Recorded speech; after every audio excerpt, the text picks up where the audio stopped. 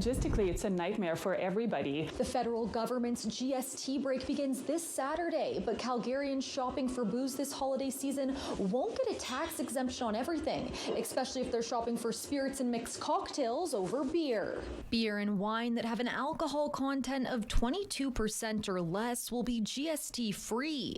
As for spirits and mixed drinks, the GST exemption will only be for items with alcohol content of 7% or less. But the owner of Vine Styles, a wine, craft beer and spirits store in Kensington, says it's been a logistic nightmare for her, saying it would have been easier if the government just put a brake on everything. We could have just had like a button at the front till to be like, remove GST on everything for 2 months, and then I wouldn't have had to do anything in the back end of things. But now it's just adjusting some items, but not the other. She says she bought most of her inventory from distributors 2 months ago, now forced to sell those items at a loss. It means I'm basically losing 5% on every one of our sale because I've done most of my purchasing in the last 2 months with GST paid.